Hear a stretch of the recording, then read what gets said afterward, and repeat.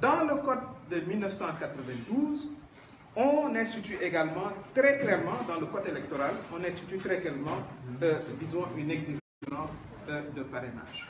Et comme vous le savez, jusqu'en 2012, le parrainage était exigé aux candidatures indépendantes. Il y a une personnalité très connue qui a voulu effectivement candidater à la présidence, qui n'a pas pu le faire, et on lui demandait 10 000 signatures. Par contre, si vous aviez créé votre parti, et tout ce qu'on vous demande pour créer un parti politique, et c'est peut-être aussi une faiblesse de la loi qu'il faudra revoir, c'est de faire... Le ministère de l'Intérieur fait une enquête et vous autorise.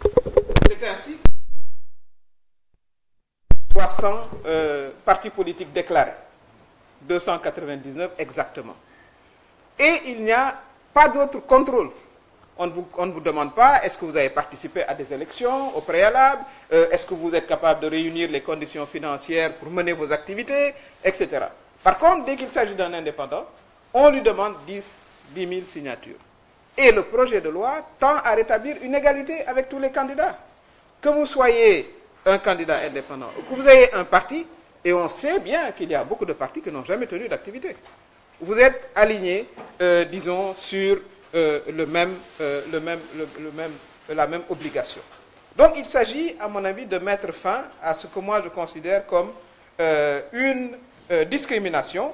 Et à ce moment-là, tous les Sénégalais sont égaux devant la loi. On vous demande 1% de l'électorat. Si on est à 6 500 000, on vous demande 65 000, disons, parrainages, signatures de parrainage, dans 7 régions différentes, à raison de 2 000 par région. Et évidemment, si on dit 7 régions différentes, c'est pour éviter, disons, les candidatures régionalistes, pour ne pas dire ethnicistes. Et il faut quand même que lorsqu'on a vocation à être président de la République, on doit pouvoir être représenté dans un minimum d'endroits, 7 régions sur 14, et je crois que cela est raisonnable. Alors, il est évident que cette loi obéit, à mon avis, à un besoin, disons, de lutte contre l'anarchie des candidatures. Et c'est important. Nous avons eu, avec tout ce que cela suggère, d'ailleurs, comme frais. Les élections législatives de 2012 ont coûté 6 milliards. Celles de 2017 ont coûté 15 milliards. Mais si on continue à ce rythme, on va consacrer l'essentiel de notre budget à organiser des élections. Et ce ne sera même pas gérable, ce n'est même pas seulement une question d'argent. Vous avez eu 47 listes aux élections législatives. À votre avis, combien de listes ont eu un député? 33 listes n'ont pas eu de député, sur 47. Donc il y a visiblement un besoin quand même de rationalisation. Parce que chaque liste coûte 7 milliards pratiquement, parce qu'il faut multiplier. Le seul secteur qui est content avec la multitude des candidatures, c'est le secteur de l'impression. Mais à part ça, ni l'électeur, ni l'État ne se retrouvent dans ce processus. Donc la grande majorité des 47 listes n'ont pas eu 1%. 33 listes parmi les 47 n'ont pas pu avoir de députés, n'ont pas pu avoir 1%. Donc, gouverner, à mon avis, c'est aussi prévoir. Il faut qu'on puisse rationaliser, à mon avis, disons, ces listes et éviter surtout aussi les candidatures fantaisistes. Parce qu'on en a vu. Lorsque vous n'êtes pas content, vous allez louer un récépissé, la loi ne l'interdit pas, vous vous présentez, et peu importe le score que vous allez avoir, mais entre-temps, l'État aura dépensé beaucoup d'argent, et cela, à mon avis, à terme, peut constituer une menace pour la démocratie. Évidemment, il y a une exigence de caution, parce que le législateur avait cru qu'avec un certain montant financier, on pouvait limiter, disons, les candidatures fantaisistes dont je parle. Mais il y a un aspect pernicieux. Si je suis quelqu'un qui dispose de beaucoup d'argent et je veux perturber le jeu démocratique sénégalais, si j'ai 1 milliard, faites la somme de combien de candidats je peux avoir. Il me suffit juste de louer des récépissés. C'est tout ce que la loi me demande. Vous avez 10 candidats c'est 500 millions, 1 milliard, vous pouvez avoir 20 candidats à l'élection présidentielle financés par quelqu'un qui a beaucoup d'argent et qui veut juste perturber le jeu. Donc cela n'est pas, à mon avis, on ne peut pas continuer dans ce sens-là. Il faut que la caution soit, disons, baissée, je crois que c'est le projet de loi, mais qu'en contrepartie, on vous demande d'aller chez les Sénégalais et avoir ce que moi je considère comme étant une préqualification. Parce que même dans le monde sportif, on le voit. Vous ne pouvez pas demander à toutes les équipes qui existent de venir faire partie du championnat sénégalais. Il y a quand même un niveau de sélectivité. Et je crois que dans une compétition électorale, il faut également que l'on puisse respecter cela. Et de ce point de vue-là, la baisse de la caution ne sera plus fera amoindrir la contrainte financière, mais en contrepartie, on demande à ceux qui veulent nous diriger, comme président de la République, qu'il ait un minimum de légitimité prérequise avec 1% du fichier électoral, 1% des inscrits. Alors, certains vous diront, oui, mais est-ce que ce n'est pas une méthode pour éliminer les candidats? Mais comment un candidat qui ne peut pas avoir 1% peut être une menace? Moi, je ne le vois pas. Et si c'est les petits candidats qui ne peuvent pas avoir 1%, mais ils n'ont qu'à se regrouper. Parce que l'émiettement des candidatures va finir par fragiliser notre système démocratique. Si vous ne pouvez pas avoir 1% tout seul, mais peut-être que vous avez intérêt à être avec d'autres qui vont vous aider à avoir ce 1%-là. Donc, on va éviter cet émiettement qui, à terme, disons, rend le processus électoral ingérable. Si on se retrouve avec 50 candidatures, on peut voter jusqu'à 1h, 2h du matin, avec les conséquences que l'on peut imaginer. C'est pour cela, à mon avis, que le parrainage, qui n'a rien à voir avec une tentative d'éliminer qui que ce soit, la plupart des partis qui parlent, d'ailleurs, seront tout à fait capables de collecter cela. Parce que d'ailleurs, ils l'ont fait, ils sont présents à l'Assemblée nationale. Par contre, ceux qui n'ont pas eu 1%, est-ce que, très raisonnablement, le budget de l'État doit servir à imprimer des listes pour qu'ensuite, elles se retrouvent juste à la poubelle, dans un pays en voie de développement? Indépendamment du fait que le processus va être extrêmement long, extrêmement fastidieux.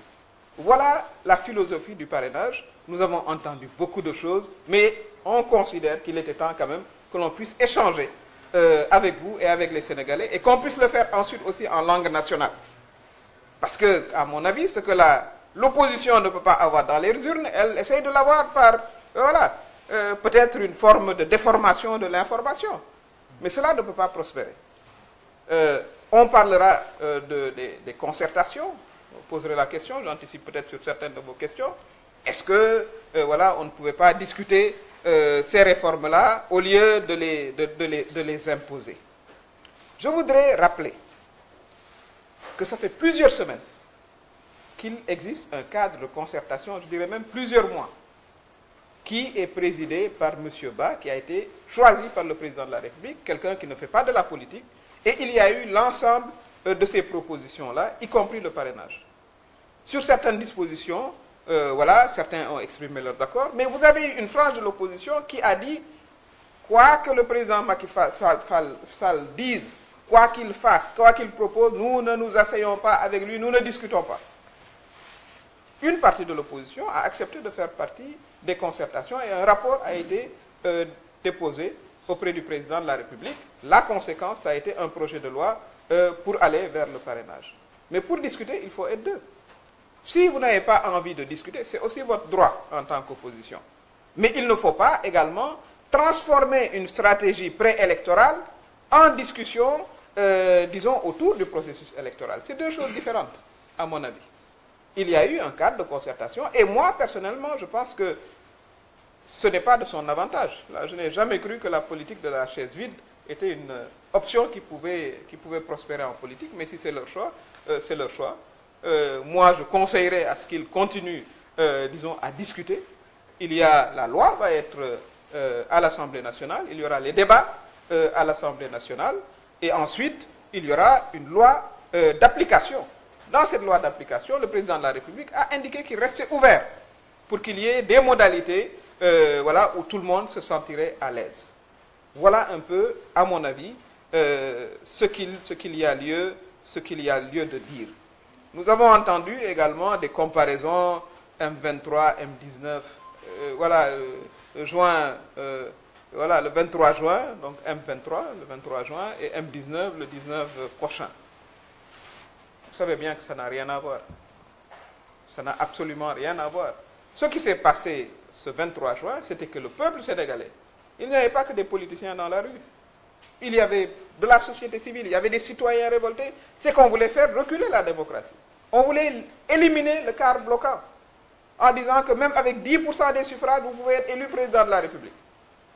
C'était ça le 23 juin. Avec une tentative également d'instaurer une sorte de forme de dauphinat. Ça n'a absolument rien à voir avec le projet de parrainage tel que je vous l'ai expliqué, qui est un projet de modernisation de notre système de démocratie, de meilleure organisation du système démocratique. Je ne connais pas de démocratie au monde où qui veut peut candidater. Ce n'est pas gérable, ce n'est même pas tenable. Et nous avons eu l'expérience durant les élections législatives du mois de juillet dernier, avec 47 listes. Et je rappelle encore une fois, sur les 47 listes, 33 listes n'ont pas eu de députés, parce qu'ils n'ont pas pu avoir 1% des suffrages. Et pourtant, on a imprimé leurs bulletins voilà, par millions, parce que c'est à la taille du fichier, du nombre d'électeurs, et c'est des ressources importantes qui se sont retrouvées, disons, à la poubelle, et en rendant, disons, beaucoup plus fastidieux le processus électoral. Voilà un peu ce que je voulais dire en introduction, en vous disant que ce qui est prévu pour l'élection du président de la République sera également prévu pour les élections législatives et pour les élections également municipales. Parce que l'année dernière, nous avons eu plus de 2000 listes, enfin, les dernières élections municipales. Ça devient ingérable. Il sera exigé également 3% de l'électorat de la commune, et là, ce sera vraiment les acteurs les plus sérieux et qui ont, comme j'ai dit, un préjugé de légitimité qui présenteront leur liste. Ceux qui se trouvent trop petits pour avoir les 3%, mais pourront se mettre ensemble. Parce que la démocratie, c'est aussi un exercice de représentation. Chacun ne peut pas se représenter lui-même, sinon on ne peut pas gérer cela. Il en sera de même d'ailleurs pour les élections au niveau départemental. Il faudra recueillir 2% des électeurs inscrits dans le département à raison de 5% au moins dans chaque commune. Et pour les élections municipales, comme je vous l'ai dit, ce sera 3% des électeurs inscrits dans la commune. C'est l'article L275 du Code électoral. Il est important de comprendre qu'il ne s'agit pas d'une élection où on essaye d'éliminer qui que ce soit. C'est une rationalisation qui part depuis l'élection municipale, l'élection législative et l'élection du président de la République. Je ne pense pas que si on veut aller dans le sens de la modernité et de la rationalisation, on puisse éviter cela. On a entendu également des arguments, oui, on veut changer, disons, le mode d'élection. Ça n'a rien à voir. Rien n'a changé dans le mode d'élection. Rien. La réforme ne concerne pas le mode d'élection de qui que ce soit. Ni du conseiller municipal, ni du conseiller départemental, ni du député, ni du président de la République. Aucune disposition n'a changé. C'est les conditions requises à la candidature, disons, qui ont évolué en demandant, comme je l'ai dit, et comme on le fait pas seulement d'ailleurs en politique, mais dans le sport, pour qu'il y ait un minimum, disons, de critères de qualification. Et cela, je pense qu'il est important, considérant les coûts. Je vous rappelle, les élections législatives de 2012, encore une fois, c'était 6 milliards. Celles de 2017 sont passées à 15. À ce rythme-là, on ne s'en sortira pas. Et voilà un peu ce qui explique.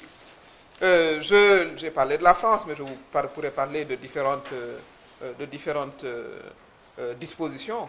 Je me rappelle de la commission Jospin, du nom de l'ancien Premier ministre, qui devait réfléchir un peu justement sur l'organisation des candidatures en France. La question, elle n'est pas spécifique au Sénégal, hein. Ce n'est pas la première fois qu'elle se pose. Son rapport avait proposé qu'il y ait au moins 100 000 électeurs qui parrainent une candidature. Il avait dit 100 000.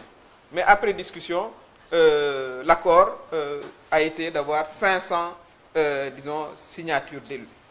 Soit dit en passant, mesdames, messieurs, si on avait choisi dans la loi de copier ce que la France a fait, la France c'est quand même un modèle achevé de démocratie. On ne va pas soupçonner les Français de vouloir liquider des candidats, etc. Si on l'avait établi tel quel au Sénégal, très peu de partis auraient eu un candidat à l'élection présidentielle. Très peu. Parmi les grands partis que vous entendez là. Parce qu'aucun d'eux ne pourra aligner la signature de 500 élus. En combinant le nombre de députés qu'ils ont, le nombre de conseillers municipaux qu'ils ont, le nombre de conseillers départementaux, ils n'auraient pas pu. Parce que quoi qu'on dise, si vous regardez ne serait-ce que les maires, sur 517 collectivités territoriales, 505 appartiennent à la coalition Benno Bokk Yakaar. 490 appartiennent à la paire, dont un maire qui était venu me voir et qui, disons, est tombé sur ce point de presse. Et voilà un peu ce qui se passe. Si on l'avait fait, là, on aurait crié à la sélection des candidats. Et pourtant, c'est ce que la France fait. Ramayad, pour ne pas la nommer, s'est trouvé éliminé par ce processus. Donc, l'exécutif, le président de la République a proposé non, il faut que tous les candidats soient sur le même pied d'égalité. Allons vers les Sénégalais pour demander, disons, leur parrainage.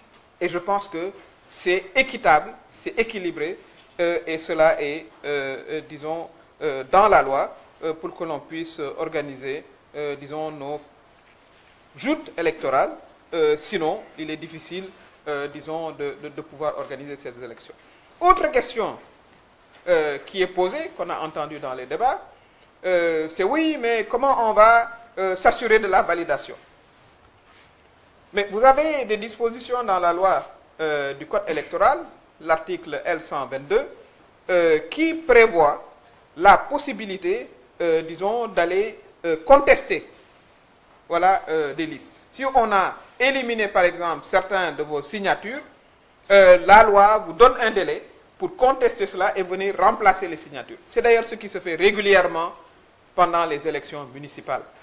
Pendant les élections municipales, il y a un délai de grâce où il faut, au niveau, disons, de la commune, comparer les différentes listes et vous avez le choix de pouvoir changer dans un certain délai, disons, les électeurs ou les candidats qui peuvent se retrouver sur deux listes parfois ou dont les filiations ne sont pas conformes et vous avez ce délai de grâce. Donc c'est le même délai de grâce qui sera à ce niveau-là, disons, institué.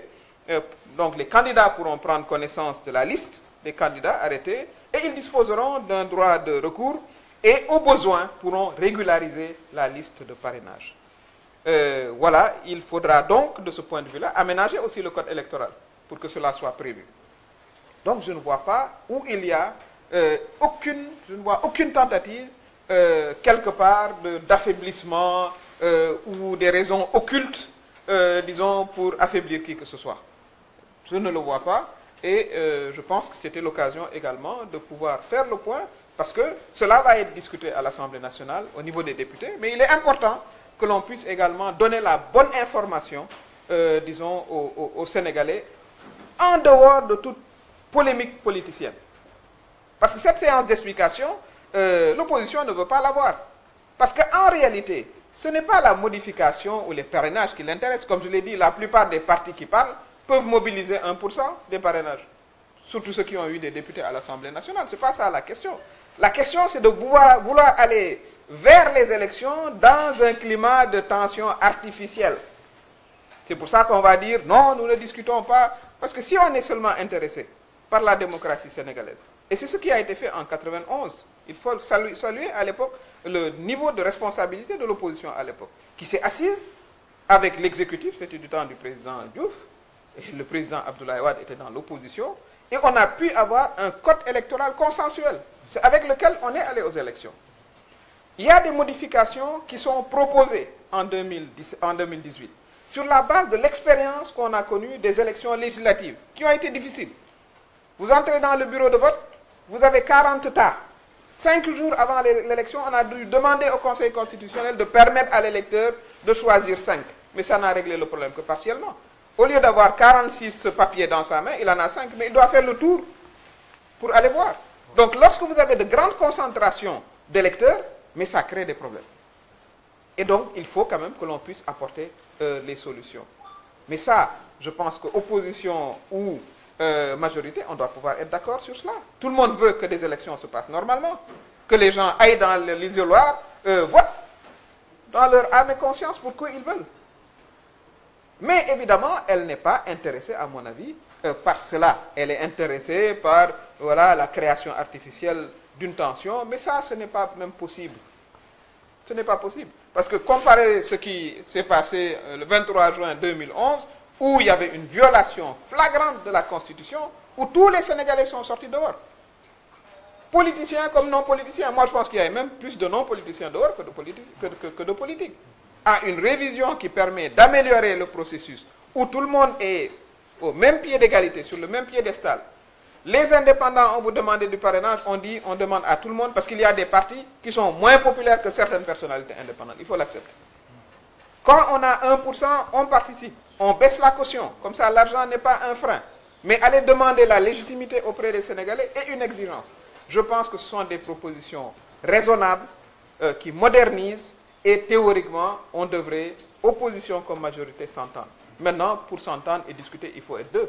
S'ils n'ont pas envie de discuter, il faut que le processus continue et que, quoi qu'ils décident de faire, moi je suis pour voilà, le respect du droit de manifestation, c'est inscrit dans la Constitution. Mais que cela se passe selon les lois et règlements en vigueur. C'est important. Il n'y a pas eu, sous le régime du président Macky Sall, une suppression du droit de manifestation. C'est inexact.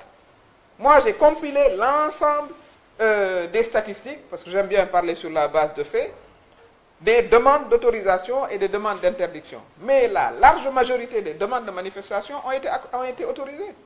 Maintenant, l'autorité en charge de la sécurité apprécie, et lorsqu'elle apprécie s'il y a risque de perturbation, elle peut ou interdire ou déplacer.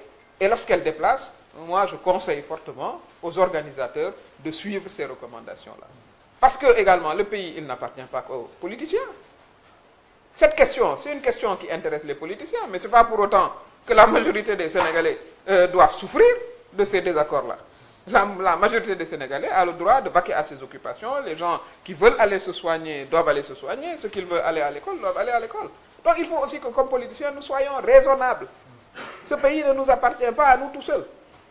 Si on est en désaccord, bon, on l'exprime là où on doit l'exprimer. Si on est à l'Assemblée nationale, si on veut manifester, on suit les recommandations du ministère de l'Intérieur. Et à ce moment-là, vraiment, nous continuerons à renforcer notre système démocratique. Voilà, mesdames, messieurs, ce que je voulais partager avec vous.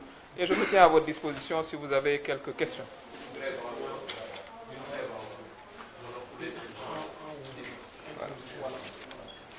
waaw mbokk yi maa ngi leen di gërëm di leen sant ci seen ñëwu tey bi dama bëggoon a waxtaan ak yéen ñi yore maanaam yéen ñi taskatu xibaar yi ci li nga xam ne boo dégloo rajo yi télé yi ak di lire journal yi maanaam mooy actualité mooy li ñu tuddee parrainage ma jàpp ne ba léegi ñi ñu ciy dégg mooy ñi nga xam ne dañu jàpp ne parrainage bi daal amul solo parrainage bi daal maanaam day yàq du defar loolu nag ma bëggoon koo leeral ak yéen ndax parrainage li ko tax a jóg mooy fexe ba suñu démocratie gën a dëgër ndax li ñu seetlu mooy élection législative yi ñu jóge juróom-ñetti weer presque 1 an ci ginnaaw dañu amoon ñeent fukki liste ak juróom-ñaar wote bi jafe lool gudd lool dañoo mujj sax juróomi fan avant élection yi ñu laaj constitutionnel ne ko bu ku ne waree tànn ñeent fukki liste ak juróom-ñaar dana jafe est-ce que mën nañoo am autorisation pour électeur bi moom dem tànn juróomi liste parce que dañoo gis ne bu fekkee ne dañoo continuer ak liste yu bëri yi danañ dem di def élection ba minuit passé wala 1h du matin passé te du pare loolu nag aussi du luy defar démocratie parce que nit ñi nag aussi bu ñu demee wate ji war a taxaw ay waxtu te mënuñoo wate dañuy ñibbi seen kër kon ñu ne il faut ñu xoolaat mbir mi ci 47 listes yooyu ñeent fukki listes yeeg juróom-ñaar yi ma wax 33 listes téeméeri liste ak ñett yi fanweer ak ñetti liste fanweer ak ñett 47 ak 33 fanweer ak ñett yi amuñu benn député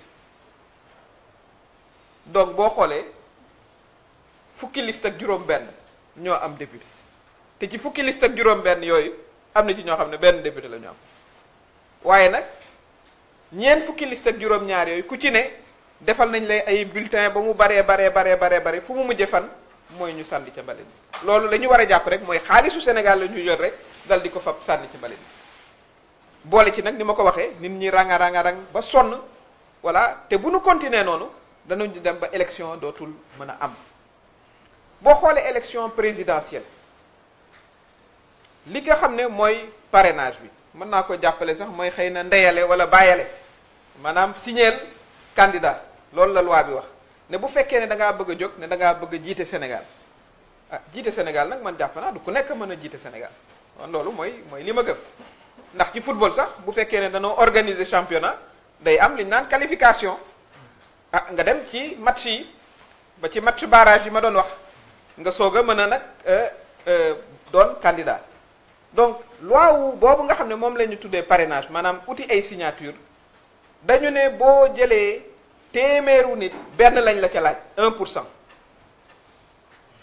ñi bindu 6 millions 500 lañu xëy na danañu yegg ba 6 millions 700 électeurs 1% mooy nga jël 65000 yi képp koo xam ne nag ba ngaa jiite Sénégal ñu ne la demal uti 65000 personnes yu la signé te mënoo ko am ah kon nag dañu jàpp ne xëy na yow war ngaa mën a uti leneen war ngaa mën a uti xëy na conseiller municipal wala mairie wala leneen waaye président de la république doo ko mën a nekk lu ko may dinañu dem ba am téeméeru candidat bés bu ñu amee téeméeru candidat élection dootul am te bu fekkee ne sax kooku dama koy ay supposition la ni ñu koy waxe bu fekkee ne nit am na xaalis te bëgg a yàq bu fekkee ne am na 1 milliard rek mën naa am ñaar fukki candidat président élection la mu soxla rek mooy ku ne mu jox la 50 millions lépp laissez-passer parti jox la nga mën a dem doon candidat loolu nag aussi du defar démocratie parce que nag président de la république li ñu ciy ut mooy mu jiite ñu mooy mu doon njiitu réew mi mën a am xalaat moo xam ne day avancer Sénégal waaye la ñu seetlu aussi mooy bari na ci candidature yoo xam ne yi sax du politique bee leen tax a jóg xëy na dañuy doon candidat pour yeneeni raison ñooñu nag waruñoo bokk ci mbir mi danoo war a seet ñi nga xam ne vraiment Sénégal la leen tax a jóg am nañ yéene pour Sénégal nit ñi xam nañu leen nit ñi wóolu nañ leen ñu dem laaj seen baat ñu signéel leen ba muy 1%. waaye bu ñu jàppee li fi amoon ni ma ko waxee 47 listes 33 listes xam 33 listes yi amuñu kenn amu ci député fukki liste ak juróom-benn ñoom ñoo mujj am na ñoo xam ne benn député lañu am kon wax dëgg yàlla ña nga xam ne jotuñoo am benn député jaruloon ñu leen di defal ay bulletins kon loolu it doon li nga xam ne moo ne ci loi bi xaalis bi nga xam ne sax moom lañ doon laaj 50 millions yi wàññi nañu ko bu ko defee du doon rek affaire u xaalis affaire u borom barke day doon aussi koo xam ne kii dem na ci ay mbokkam dem na ci sénégalais yi te du doon rek ci benn région parce que li ñuy bañ mooy ab waaso ne man kii mooy sama candidat loolu baaxul ci réew moo tax ñu ne candidat boobu ci 65000 waaye yi ñu koy laaj na dem ci région wu Sénégal yi 14 régions la ñu am waaye na 7 lañ ko ci jox fu ci ne nag na fexe nag ba góorgóorlu ci am ci un minimum de 2000 électeurs loolu amu ci dara loo xam ne dafa lëndëm France gi nga xam ne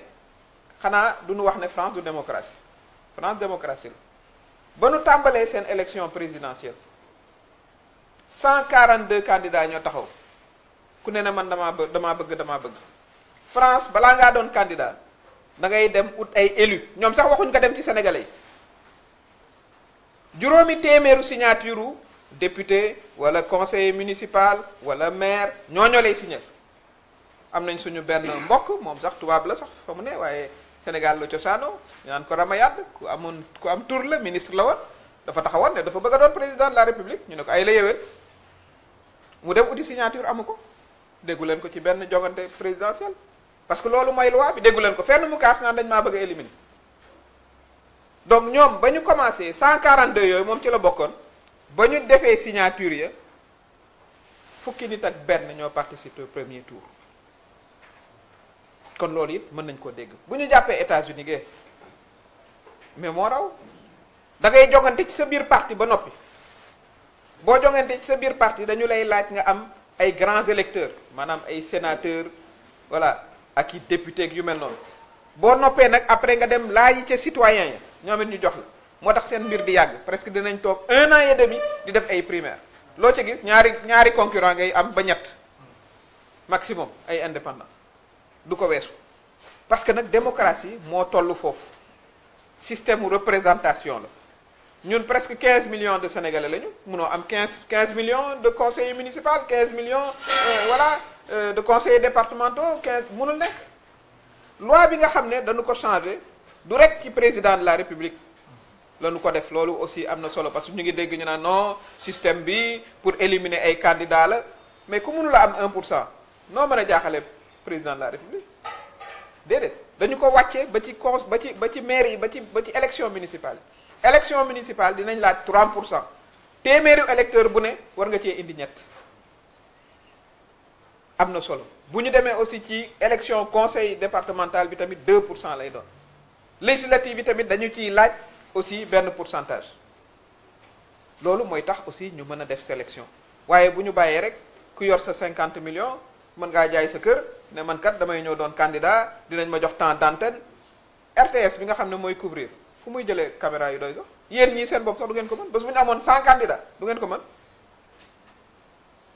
et puis citoyen bi sax dootul xamati sax kan mooy kan bu jógee ñuy jox 30 secondes par candidat non loolu li muy indi mooy li tubaab an tuddee anarchie démocratie man ci li ma gëm da nga koy organiser amu fi benn tentative d'éliminer qui que ce soit ñëppay yem ñëppay départ andoo te parti yu mag yi wax ñoom ñëpp ku ci ne mën ngaa am 1%.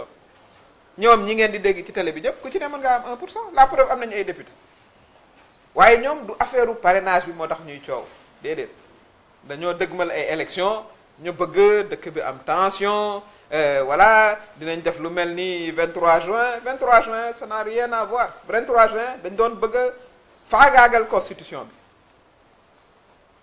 kafe ne woon ne voilà soxlaatuñ 50% pour dem deuxième tour loo am rek baax na maanaam mën ngaa sax dem doon président de la république ak 10% sénégalais yëpp jóg la ca gënoon a tuuti sax ay politiciens lañ laa gëm ay citoyens normal ñoo ne lii du fi amee ak benn façon boo xam ne bii voilà di nga fexe ba ñu donn la comme su fekkoon ne système mu buur la ñu nekk loolu faagaagal constitution bi la woon lii ma leen expliquer organisation la parce que nag man jàpp naa ne sénégalais yi seen xel la ñu àndal boo leen expliquer ne bi ñu génnee ci législative yi gis ngeen li ñu daj liste yi bari woon bare te liste yooyu 16 liste ñoo ci am député fukki liste ak juróom-benn ku ci nekk nag ci 47 yi ñeent fukki liste yi ak juróom-ñaari defal nañ la ay millions de bulletins de vote mooy li ma leen di wax 15 milliards yooyu te la ca ëpp ca tuur yi la mujje ñi ciy profiter rek mooy ñuy liggéey ci imprimerie ñoom rek ciy profiter waaye nag ñoom mën nañoo def leurs affaires sur d'autres domaines mais pas quand même de cette manière là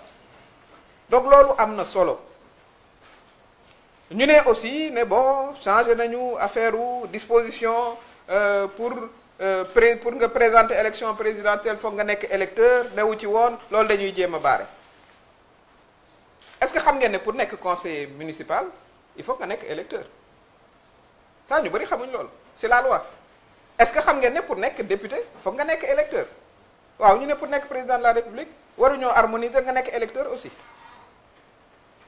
c'est une harmonisation la ñuy laaj conseiller ba di ko laaj député bi war nañ ko laaj quand même le président de la république le président de la république quand même doit être inscrit comme tout le monde c'est un acte sax citoyen pour tout le monde donc c'est un système d'harmonisation benn élimination amul au contraire man li ma jàpp mooy opposition bi xam na ne fa ñu jëm peut-être que du neex ci ñoom foog ñu créer de la tension et cetera mais man li ma jàpp mesures yu baax la pour la démocratie sénégalais yi gis nañu ne trop de candidats ku jóg ne mën a yenn candidature yi politique sax taxulaa jóg sa 50 millions ngay wut ñu teg la projecteurs yi ñëpp xam la nga siiw voilà pourcentage boo am nga jéem koo négocier ji après et cetera non mënu la doxee noonu. Je pense que démocratie bu nekk dafa soxla tami ni ñuy tame bu ñu tabee nag ñi nga xam ne sénégalais yi jot nañ leen a xam jot leen ne la wóolu te 1% rek lañ ciy laaj ñooñu aussi mën a présenté wu noonu lay demee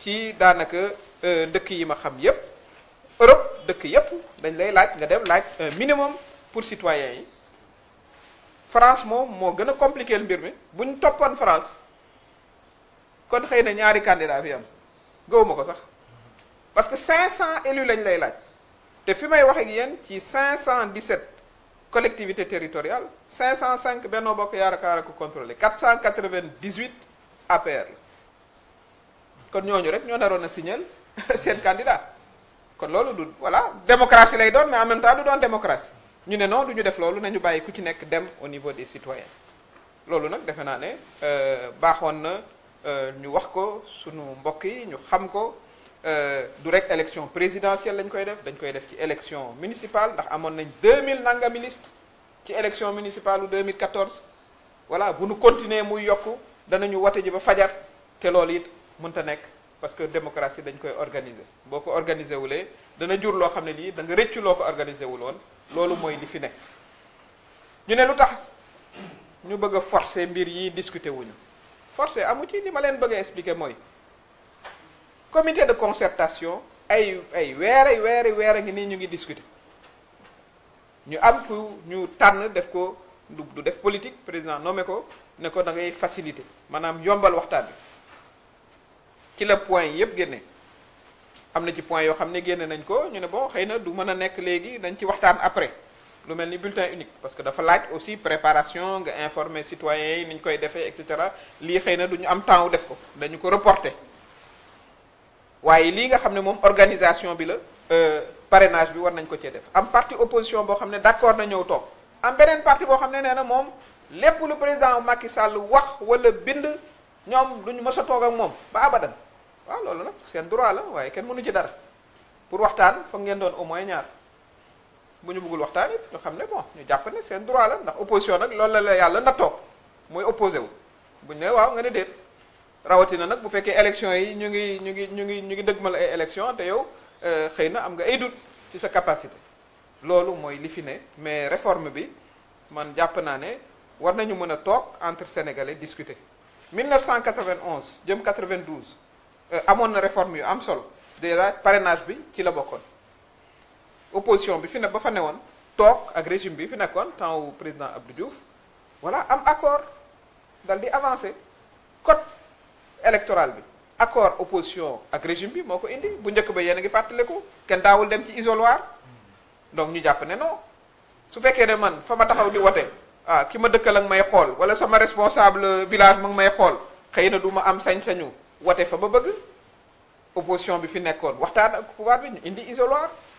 ñu indi identification de l'électeur adama mënoon ngaa wote plusieurs fois parce que kenn du xam ndax wote nga am déet ñu indi voilà encre indélébile loolu yëpp waxtaan opposition ak régime moo ko indi kon waxtaan woowu dafa war di continuer voilà mooy li nga xam ne moom le président Macky Sall wax ne il est ouvert au dialogue waaye nag aussi doo toog rek ne ma xaar koo xam ne nee na du toog ak yow déedéet da ngay avancer def li nga war a def li ma leen di conseiller man ci opposition parce que réew nag dafa war a am opposition aussi man dama d'accord ne démocratie dafa war a am opposition mais une opposition aussi constructive parce que code bi dañuy continuer après suñu ay doom ñoo ciy continuer ñoom it ñuy améliorer muy dem donc li ñuy def c'est des réformes consolidantes pour démocratie sénégalaise politique de la chaise vide maanaam voilà du ma mës a toog du ma mës a waxtaan kooku sax aajowuñ ko ci du suñu culture ñun culture dialogue lañ bëgg a def waaye dialogue nag mooy ki bëgg a dialogue am na une partie de l'opposition boo xam ne ñëw na ci concertation yi ñi nga xam ne dañu jàpp ne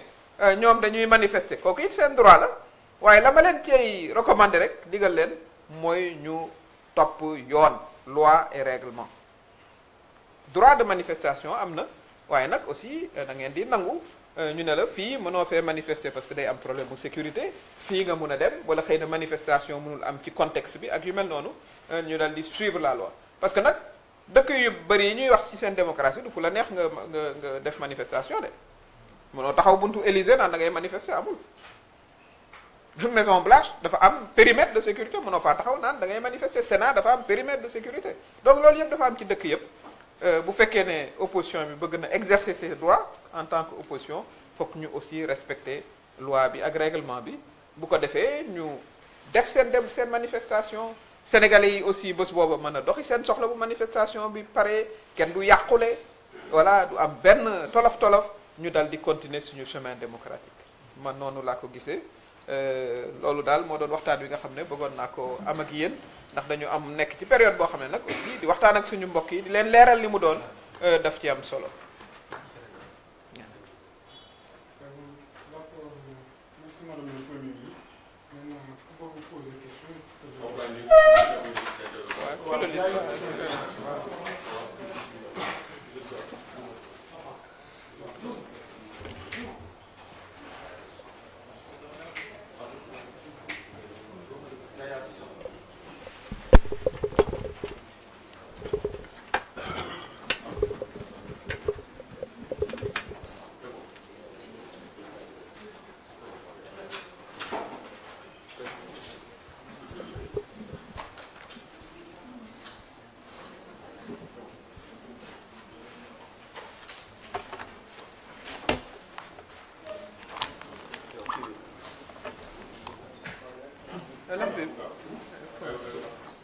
C'est bon.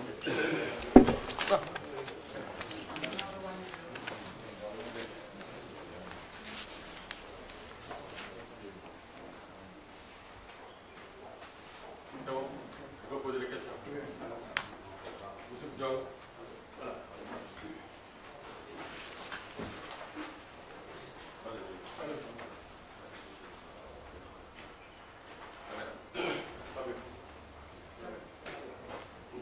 Merci beaucoup. Deux questions.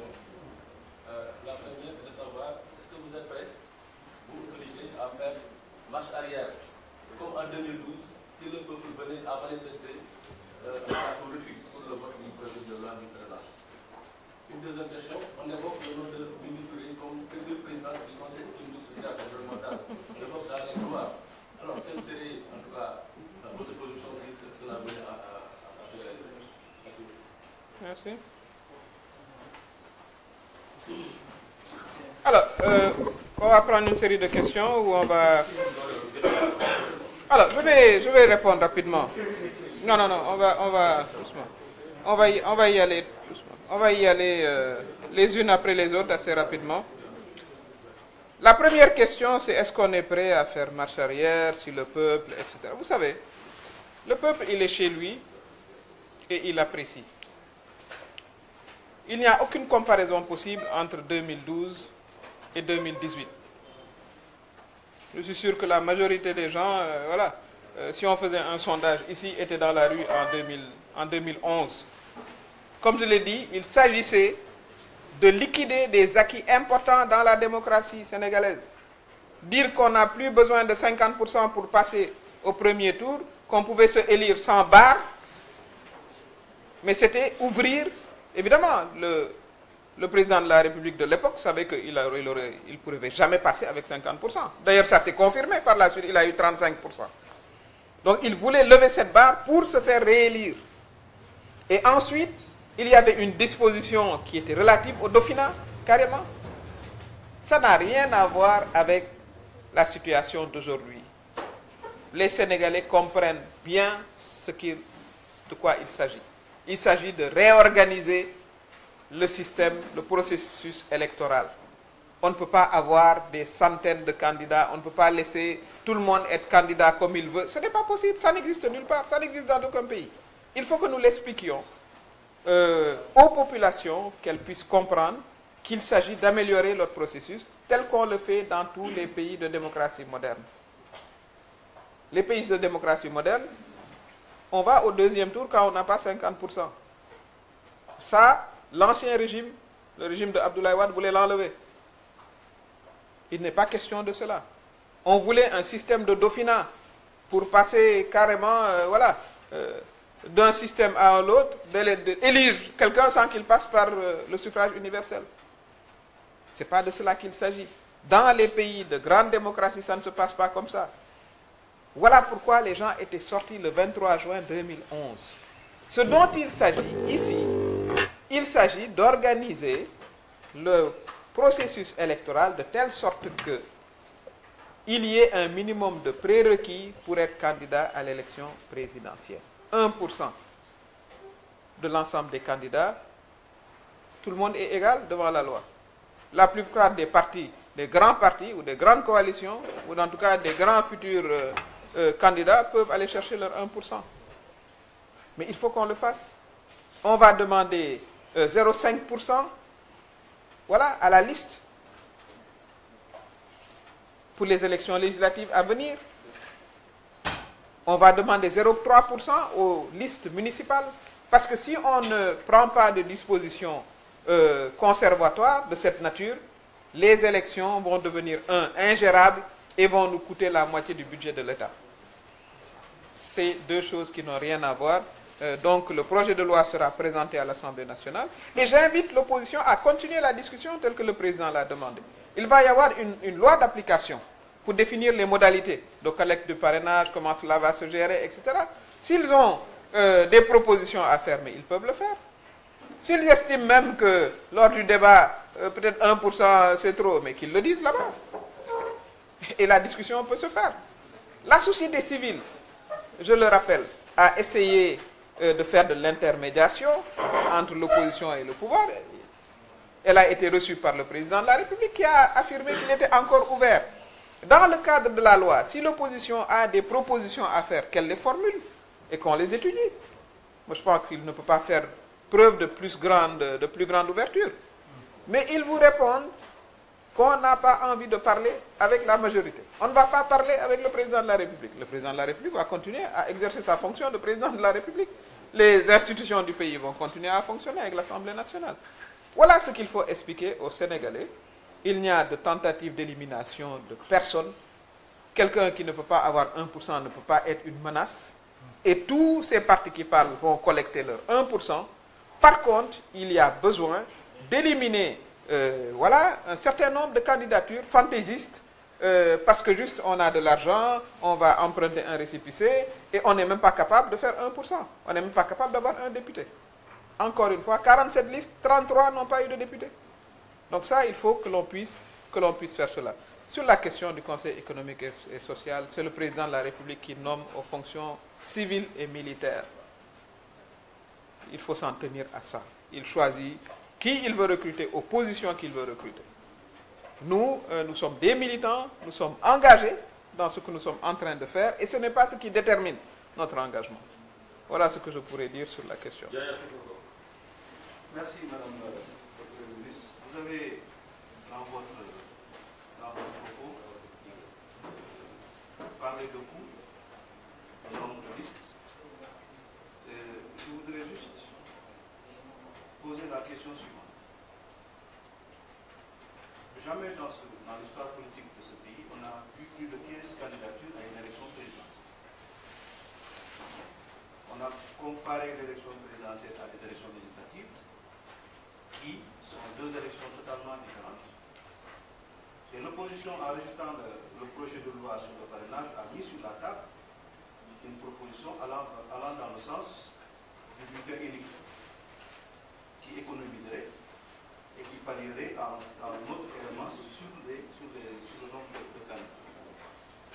Je rappelle que votre candidat, le président de la République, était pour le bulletin unique, alors qu'il était dans l'opposition. On nous dit que le parrainage, que le bulletin unique, il va falloir beaucoup de temps. Est-ce qu'on n'a pas un an pour former, informer, sensibiliser les citoyens pour que le bulletin unique, qui est apparemment la proposition la plus en vue de l'opposition, puisse être appliquée à cette élection? Alors, moi j'aime toujours lorsqu'on s'intéresse en disant ce que l'opposition veut. Mais l'opposition, ce qu'elle veut, c'est ce qu'elle veut. Il faut faire prévaloir la raison.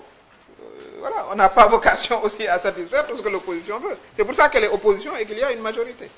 Pour revenir sur votre question, Moi, j'ai eu le privilège de diriger des missions d'observation dans plusieurs pays. Mais le bulletin unique ne règle pas la question des candidatures fantaisistes. Hein. Le jour où vous mettez 40, disons, photos sur un bulletin unique, vous aurez un bulletin unique qui fait 10 mètres. C'est deux choses différentes. Il faut que vraiment on puisse aller au fond des choses et expliquer. Ce n'est pas l'un contre l'autre. Le bulletin unique, la réponse a été de dire, puisqu'on va à une élection majeure dans 10 mois, conservons le système que nous avons, mais améliorons-le. Et on continue à ouvrir la discussion sur le bulletin unique. C'est ça la compréhension que j'en ai eue. Aujourd'hui, il faut se prémunir. Il ne faut pas dire, bon, on n'a jamais eu, mais même si on a 15 ou 20, rien n'empêche qu'on puisse passer de 15 à 50. Rien ne l'empêche. Vous ne pouvez pas dire aujourd'hui qu'on n'aura pas 50 candidats. Rien ne peut le dire. Il suffit qu'il y ait 50 individus avec 50 millions et un récépissé. Mais il faut se prémunir parce que gouverner, c'est prévoir. En France, un grand pays, voilà, 3 fois plus populeux, plus de population, 55 millions, ils ont 11 candidats. Les États-Unis, c'est encore plus grand. Vous tournez autour de 3 candidats, essentiellement, et 2 à l'essentiel. Donc je pense qu'il faut qu'on fasse ce pas, mais il faut que ce soit également un exercice pédagogique. C'est l'exercice auquel je me livre aujourd'hui, en expliquant qu'il n'y a pas de tentative d'élimination.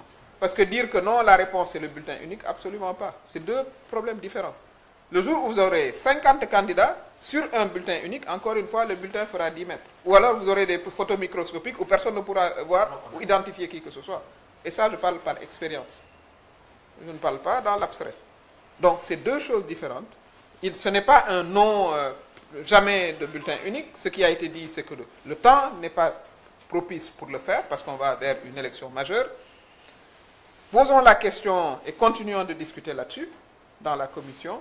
Mais pour le système qui existe pour l'instant, comment l'améliorer? Et en l'améliorant, c'est d'avoir un premier niveau de tamis. Comme on le fait même dans le sport. Même dans le sport, vous ne pouvez pas laisser toutes les équipes compétir. Il y a un système quand même de sélection minimale. C'est comme ça que moi je le vois. Il n'y a pas, disons, de tentative ou de raison occulte pour le faire. C'est sur la base de l'expérience. Nous étions tous là pendant les élections législatives. 47 listes, important, mais rien ne peut vous dire on a eu 14 candidats. Si on passe à 20 ou 30 candidats, mais on se retrouve dans des difficultés énormes. Et si à l'arrivée, comme je l'ai dit, la plupart des candidatures sont des candidatures fantaisistes, c'est l'argent de l'État qui est parti et il faudrait, à mon avis, prendre des mesures dans ce sens-là. Mais ça, je pense que si on s'assoit voilà, et qu'on a une volonté d'avancer, on ne devrait pas trouver de difficultés essentielles, parce que la plupart des grands partis ou des grandes coalitions, ce n'est pas le 1% qui leur pose problème. La preuve, ils ont tous des députés. Ce n'est pas ça la question. La question, c'est on n'a pas envie de discuter dans ce contexte. Mais à ce moment-là, il faut quand même faire les réformes qu'il faut, pour que l'organisation de la prochaine élection se fasse, pas seulement l'élection présidentielle, mais l'élection municipale à venir. J'ai dit qu'il fallait également, de ce point de vue-là, avoir un pourcentage de l'électorat, 3%, 2% pour les prochaines législatives et 1% pour la présidentielle. Donc vous voyez comme c'est graduel au niveau du nombre de signatures qui a été demandé. Et ça se passe comme ça dans toutes les grandes démocraties européennes, avec des critères même beaucoup plus difficiles à remplir pour le cas de la France. Moustapha Dieng. Merci beaucoup. Alors madame, je voudrais savoir pourquoi justement la majorité tient tant au système de parrainage. C'est dit justement que vous avez signé des calculs et qu'avec ce système-là, votre candidat pourrait passer dès le premier tour et vous obnubilez par un second mandat. Ça, c'est la première question. La deuxième question, vous avez entendu parler de code consensuel, surtout. Alors, on sait que justement, la majeure partie de l'opposition n'a pas participé au dialogue convoqué par l'État et dirigé par M. Sédhiou. Alors, dans ce cas de consensus, ne serait-il pas donc plus indiqué de revenir sur la décision et de discuter, de trouver un code consensuel pour aller vers des élections apaisées, transparentes, sans aucun. Merci. Oui, merci. Moi, je pense qu'on sous-estime vraiment l'électeur sénégalais. Vous pensez que c'est par une arithmétique, par une combinaison de textes qu'on peut l'amener à voter pour vous? Je ne le crois pas. Fondamentalement, je ne le crois pas. Ce n'est pas un système qui vous fait élire. C'est des résultats qui vous font élire. C'est l'appréciation que les électeurs ont envers vous. Donc, il ne peut pas exister une ingénierie électorale pour faire élire son candidat. Moi, je ne crois pas que cela existe. Je ne le crois pas. Par contre, le parrainage permet d'organiser un tant soit peu l'élection. C'est une question d'organisation. Comme je vous dis, il faut quand même prévoir. Monsieur a dit, on n'a jamais eu plus de 15 candidats. Mais qu'est-ce qui nous dit qu'on n'aura pas 30 ou 40 candidats? Quelqu'un peut assurer ici qu'on n'aura pas 30 ou 40 candidats? Personne ne peut. Donc, pour prévoir, mettons en place un système qui permet de recevoir les candidatures les plus sérieuses. Et les candidatures les plus sérieuses, c'est lorsqu'un candidat peut au moins rassembler 1% de l'électorat. Je ne pense pas que ce soit vraiment la mer à boire. Lorsqu'on a une activité politique sérieuse ou lorsqu'on est un candidat indépendant sérieux qui a un minimum de lien avec les populations. Voilà moi comment je le prends. Pour ce qui concerne le code électoral, moi je pense que les dispositions pour un dialogue ont été mises en place. Le président a créé même une journée du dialogue avec les acteurs. Il y a eu à un moment une première réunion qui s'est tenue. Moi, j'avais cru que c'est dans cette dynamique que nous allions continuer. En 1991 et 1992, c'était une opposition très dure à l'époque contre le régime du président Diouf. Moi, j'étais jeune militante à l'époque. Un an après, j'ai dirigé la campagne de Landing Savarin. Donc, j'étais acteur, je n'étais pas observateur. C'était une opposition très dure entre le régime en place et l'opposition. Mais elle a trouvé les moyens, cette opposition, d'être responsable et de s'asseoir autour de la table avec le régime et avancer. Et c'est ces avancées-là que j'ai évoquées tout à l'heure qui ont permis de rendre le processus de plus en plus transparent. L'isoloir, l'identification de l'électeur, l'organisation du fichier. Et il faut qu'on continue, disons, notre avancée. Sinon, c'est l'anarchie qui va tuer lui-même le processus électoral. Moi, je ne crois pas que l'anarchie règle les problèmes. Laissons chacun faire comme il veut, comme il le souhaite. Allez trouver 50 millions, vends ta maison, tu es candidat, tu auras une apparition tous les jours à la télé. À un moment, on aura tellement de candidats qu'il faudra 5 secondes par candidat. Dans une confusion et une cacophonie, cela dessert, à mon avis, la démocratie. Moi, je souhaiterais de tout mon vœu que ce soit un accord consensuel. Mais encore une fois, il faut dialoguer. Pour dialoguer, il faut être au moins 2. Mais s'il y a une fin de non-recevoir systématique, pour des raisons qui n'ont rien à voir avec les réformes d'ailleurs, je l'ai expliqué, rien à voir. Parce qu'on doit aller vers un climat de tension artificielle, et puis non. Je pense que les Sénégalais sont des gens raisonnables, qui comprennent ce que ce parrainage comporte comme élément d'amélioration, et il faut l'expliquer.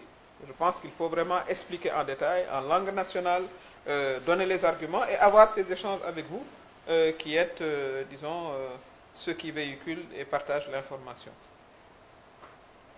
Vous êtes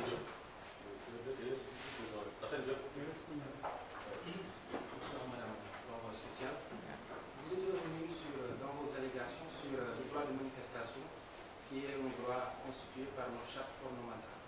Alors, aujourd'hui, on a vu que le climat social est en train de chauffer. Au moment où nous sommes parlé d'encadrement, c'est dire ne pas interdire. Lorsqu'on vous entend parler d'interdiction, c'est comme si l'on voudrait peut-être condamner certains qui sont en train de manifester à leur émission, c'est-à-dire le corps enseignant. Deuxième question. Vous êtes revenu sur, comme tout le monde le sait, ce qui est fait la chronique, le vote du projet de loi sur le parrainage.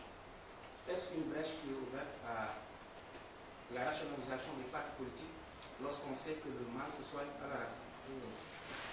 Je vais commencer par votre deuxième question. Et moi, je serais peut-être d'accord avec vous que peut-être que la prochaine étape, c'est la rationalisation des partis politiques. Mais c'est une forme de rationalisation, le parrainage, en réalité. Parce que ce qui va se passer, on ne va pas vous retirer votre récépissé parce que vous l'avez déjà. Mais si votre récépissé, vous n'êtes pas capable de mobiliser 1% de l'électorat, bon, ce sera un beau papier qui ne vous servira à rien. Il ne vous servira plus à aller le louer à quelqu'un contre de l'argent. C'est une réponse, enfin je crois que vous renforcez mon argumentaire de ce point de vue-là. Mais la réponse Et certainement, dans la recherche de ce 1% pour être président, voilà, et on descend jusqu'à 2% pour être député, 3% pour la liste au municipal. Ça va permettre de rationaliser. Parce que si vous avez c'est pour ça que je disais tout à l'heure que tous les grands partis et les responsables de grands partis qui parlent, ils savent qu'ils peuvent mobiliser 1%. Ils le savent, ils sont allés à l'Assemblée nationale. Certains ont plus d'un député. Même ceux qui ont un député ont pu rassembler cela. Donc ce n'est pas ça la question, ce n'est pas un obstacle. Ils savent qu'ils peuvent le faire. Voilà, maintenant ils sont contre pour d'autres raisons, comme je l'ai dit, qui n'ont rien à voir avec la modification et l'amélioration du processus. Et c'est dommage, parce que sur des questions d'intérêt national, moi je considère que l'opposition et la majorité doivent s'asseoir, définir des accords et avancer, tel que ça s'est passé tout au long de notre histoire.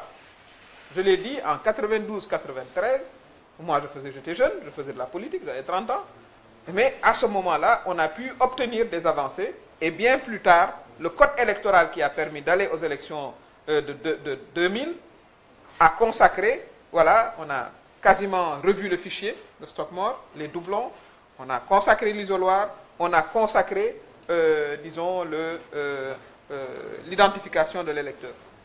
De commun accord entre l'exécutif qui est en place et, disons, la majorité présidentielle. Et quand c'est comme ça, ça permet, voilà, des transitions faciles. C'est comme ça qu'il faut le voir. Voilà. Lorsqu'on met en place un dispositif et tout le monde est d'accord, on avance. Mais il faut avancer à deux. On ne doit pas, en tout cas, s'asseoir et reporter tout ce qu'il faut faire parce que l'opposition n'est pas, voilà, ne veut pas dialoguer. Non, il faut continuer. Je pense que à force de, voilà, d'observer et d'analyser, eux-mêmes, voilà, reviendront à la raison. Et c'est une partie de l'opposition. Encore une fois, ce n'est pas toute l'opposition. Il y a eu des concertations. Il y avait des partis de l'opposition qui y étaient. Il y avait une autre partie qui avait décidé de ne pas participer. Les manifestations. Le droit de manifestation est effectivement inscrit dans notre charte fondamentale, la Constitution. Mais elle est également encadrée. Comme je l'ai dit, vous ne pouvez pas aller manifester sur les grilles de l'Élysée. Hein. Vous ne pouvez pas le faire non plus voilà, aux portes du Bundestag. En Allemagne, vous pouvez pas, parce qu'il y a des normes de sécurité également qu'il faut respecter. La manifestation, elle est autorisée par le ministère de l'Intérieur sur la base, disons, des analyses qu'il fait. Et s'il donne des propositions alternatives pour des raisons de sécurité, je pense que si le but c'est de montrer qu'on n'est pas content, on devrait vraiment remplir ces conditions-là sans difficulté. Si on considère également que la situation, vous avez évoqué le cas de la Casamance, avec la manifestation des enseignants, je crois que c'est à ça que vous vouliez faire référence. La Casamance, c'est quand même voilà, un espace de notre territoire qui a connu quand même des difficultés du point de vue, disons, de la sécurité. Et si, justement, on suggère peut-être une autre forme de manifestation pour préserver la sécurité dans cet endroit qui reste quand même sensible, moi, je recommanderais voilà, aux manifestants de choisir cette alternative-là. Moi, c'est comme ça que je vois les choses. Notre démocratie a atteint un stade où il n'y a pas nécessité d'avoir une confrontation. C'est ce qui avait fondé la position du candidat Macky Sall à l'époque. Vous étiez là, hein, tout le monde. Il avait dit, mais nous, on va aller aux urnes et on va gagner aux urnes. Et c'est ce qu'il a fait. Et je pense que même, voilà, si on n'est pas content, on l'exprime. On doit préserver le bien public. C'est important. On doit préserver la sécurité des citoyens. Et ensuite, ce qui tranche fondamentalement, c'est l'électeur dans l'illusoire. Il n'y a pas, voilà, de mécanisme ou d'ingénierie qui pourrait vous donner voilà, un score qui ne repose pas sur le mérite. Et ce mérite-là, il se bâtit sur un bilan que vous avez à vendre, sur une relation que vous avez avec les populations, sur les progrès qu'ils ont vu se faire en comparaison avec ce qui s'est fait avant. Hein, parce que ça ne date pas d'il y a voilà, plusieurs décennies. On sait ce qui s'est fait avant et on sait ce qui s'est fait maintenant. Et c'est ce bilan-là qu'il faut porter, à notre avis, nous, en tout cas qui sommes de la majorité, à l'attention des populations et en, disons, demandant un renouvellement voilà, du mandat de confiance. Une dernière question.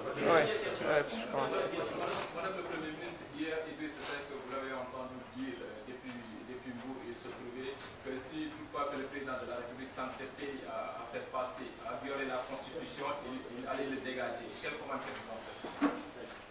Oui, vous savez que j'ai souvent fait la réflexion au Premier ministre Idrissa Seck en lui disant que nous sommes dans un pays où il est important de soigner sa parole. Parce qu'en tout cas, nous avons la prétention d'être des hommes et des femmes d'État, notre discours doit refléter ces positions privilégiées que nous avons eues au niveau des institutions. Ça, je nous renouvelle cette recommandation. Il ne s'agit pas de violer la Constitution, il s'agit de renforcer le dispositif électoral. C'est de ça qu'il s'agit. C'est de ça qu'il s'agit. Et M. Seck n'a vraiment pas de leçon à donner. Je m'en arrête là. Il n'a pas de leçon à donner à qui que ce soit. Tu sais, on est le 23 juin. Je ne suis pas sûr d'avoir aperçu M. Seck, d'ailleurs, le 23 juin, lorsqu'il fallait, disons, lutter pour qu'on n'enlève pas la barre des 50%. Il n'était pas là. Il y avait des manifestants qui étaient là. Il n'était pas à la place de l'obélisque. Donc, franchement, je pense qu'on peut faire de l'opposition en respectant quand même, disons, la place qu'on a eu à occuper dans les institutions, avec un langage de civilité, mais qu'il sache que de toute façon, voilà, chaque fois que nécessaire, voilà, il recevra les réponses qu'il faut. Ce que nous lui demandons, c'est de faire ce qu'il a à faire. Parce que je vous rappelle qu'il a dirigé la liste du département de Thiès. Et vous connaissez le résultat. Il a été battu dans le département de Thiès. Il a dirigé la liste. Ça, il ne faut pas qu'on l'oublie, qu'on oublie de le dire. Voilà. Donc, pour l'instant, moi, je le conseille d'aller essayer de récolter ces 1% lorsque la loi sera votée. Je vous remercie. Merci beaucoup.